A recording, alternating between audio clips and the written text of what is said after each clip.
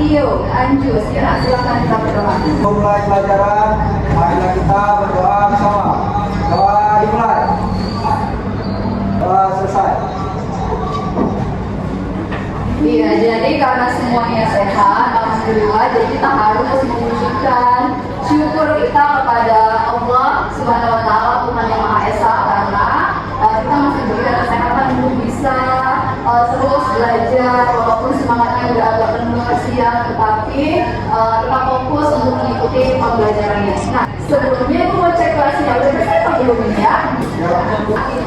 Saya akan mengabsen kalian semua di sini, apakah hadir semua? Oh, saya tanya sama sekretaris saja. Sudah jelas? Ada Oh, ada 34 orang. Semuanya hadir? Indonesia Raya yang akan dipandu oleh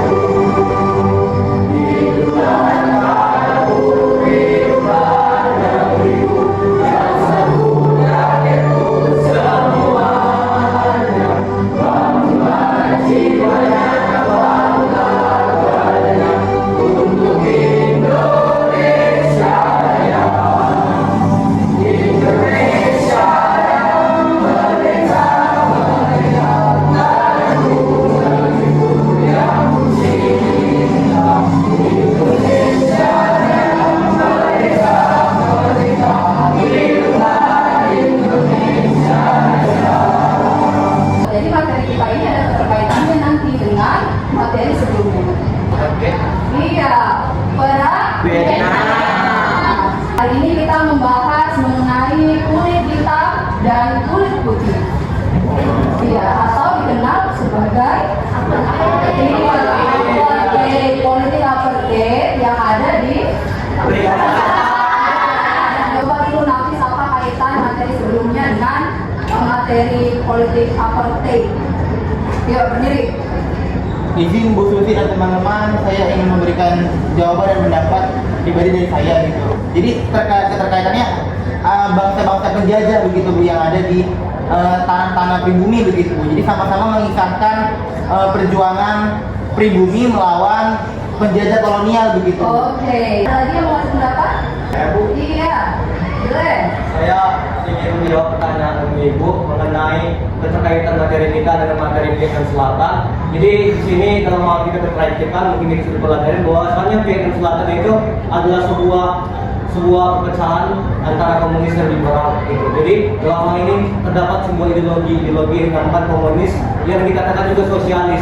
Sosialis ini bisa dikatakan kaum para buruh atau orang-orang yang tertindas. Demikian juga di pembahasan materi kita ini kita akan membahas politik apartheid. Apartheid ini merupakan sebuah pemisahan kulit yang pada dasarnya menindas orang-orang kulit hitam. Yang dimana juga kulit hitam itu juga merupakan orang-orang yang mayoritasnya adalah buruh. Jadi makanya dalam hal ini terdapat sebuah kesamaan ideologi, bukan sebuah ideologi komunis tapi ideologi sosialis yang menentang sebuah hak asasi manusia. Terima kasih. Iya, bagus sekali ya jawabannya. Berarti deskripsi dan analisisnya ini udah ketemu gitu.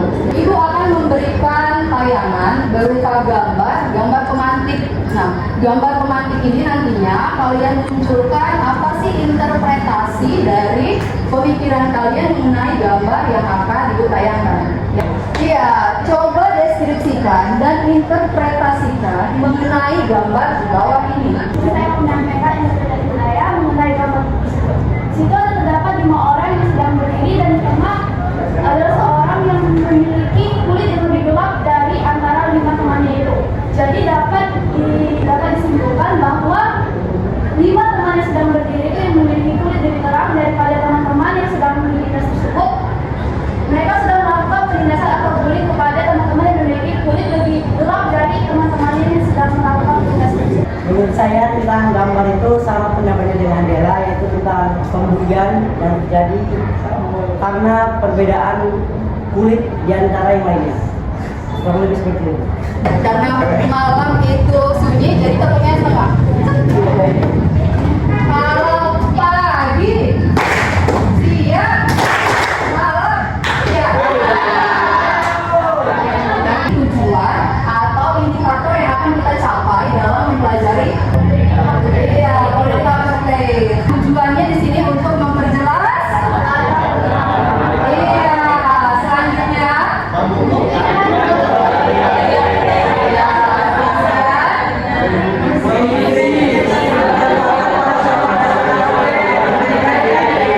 Ibu akan menggunakan model pembelajaran PBL. PBL itu Problem Based Learning. Kalau belajar sejarah itu harus otentik, sumbernya harus jelas. Afrika terasa bukan mengikuti masyarakat Afrika Selatan dan Ini LKPD. Kelompok dekat. Jauh itu ya. Kelompok Afrika. Iya. Oke. Temukan masalahnya.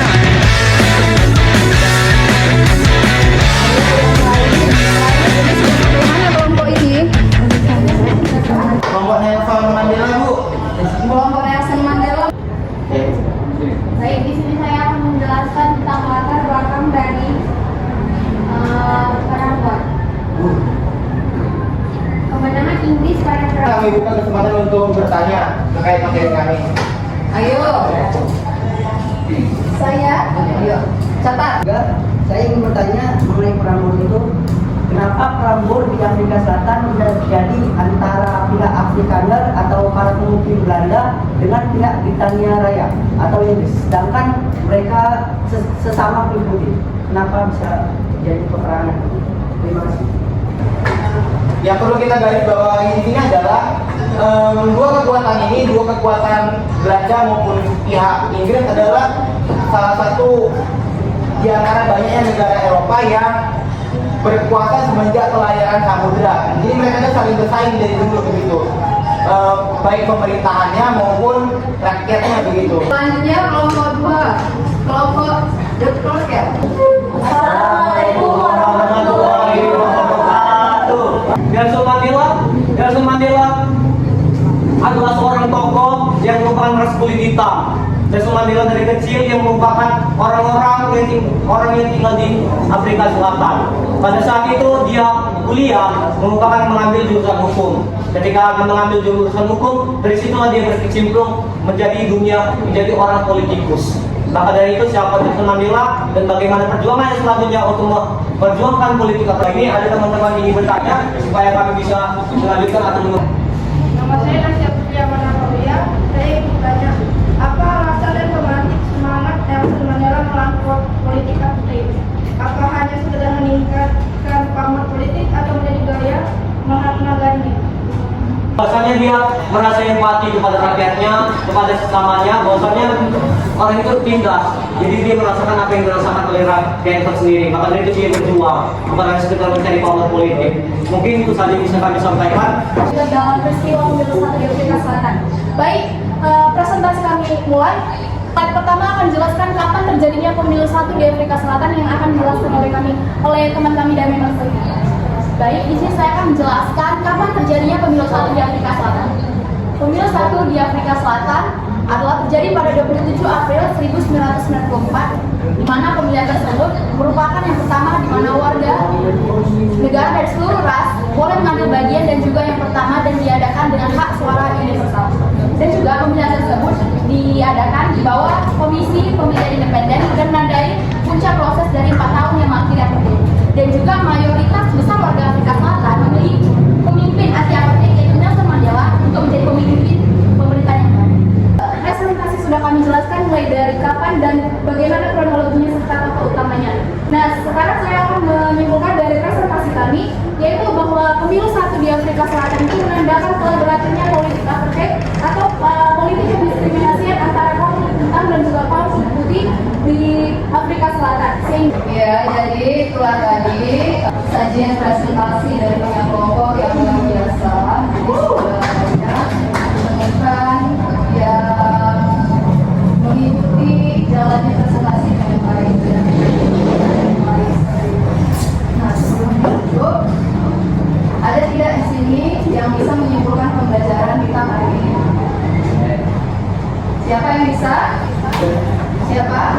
Izin saya Muhammad Salah ingin menyimpulkan Bu. Oke, silakan.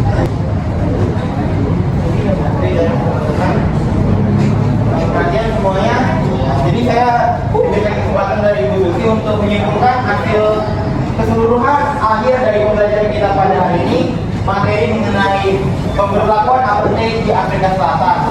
Jadi teman-teman, yang kita bisa ambil intisari atau kesimpulan inti dari apartheid itu adalah di saat orang-orang kolonial maupun penjajah ini datang ke suatu negeri yang sumber daya alamnya kaya, yang memiliki banyak kekayaan sehingga mereka tergiur untuk menguasainya. Tetapi pribuminya pada saat itu berpecah belah, mereka masih miskin, masih kolot pemikirannya. Disitulah ada kesempatan bangsa asing untuk menguasai, dan inilah Afrika Selatan itu adalah salah satu contohnya begitu. Kita bisa ketahui sendiri, orang Belanda, orang Inggris adalah pendatang, dan jumlah mereka itu jauh lebih sedikit daripada orang-orang kulit hitam di Afrika Selatan. Tetapi fakta sendiri adalah kebalikannya begitu, di mana kulit putih berhasil membuat pemerintahan di sana, berhasil membuat peradaban bahkan lebih maju daripada orang-orang kulit hitam, dan pada akhirnya kulit hitam menjadi tertindas begitu.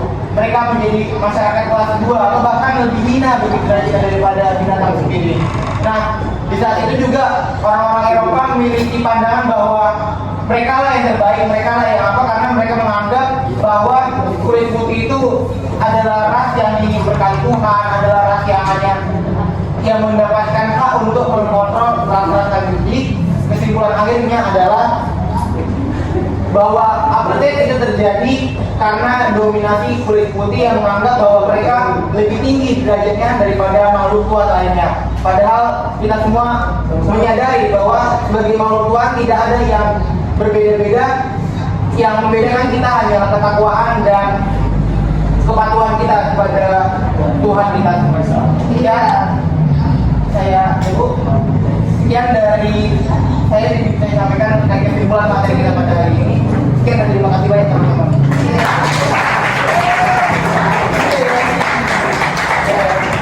Ya, jadi kesimpulan materi hari ini itu bahwasanya diskriminasi rasial itu sebaiknya dijalankan karena itu bertentangan dengan human right. Human right? Hak asasi manusia. Nah, sebelum ditutup pembelajaran kita pada siang ini, jadi nanti minggu depan kita akan melanjutkan materi masih mengenai politik apartheid, yaitu berkaitan dengan dampak sosial budaya dan pendidikannya saat politik apartheid berlangsung dan pada saat sudah dihapuskan, seperti itu. Sebelum pulang, marilah kita berdoa bersama. Berdoa dimulai.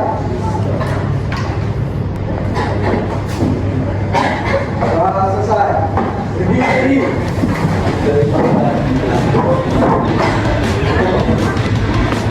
Saya guru, salam.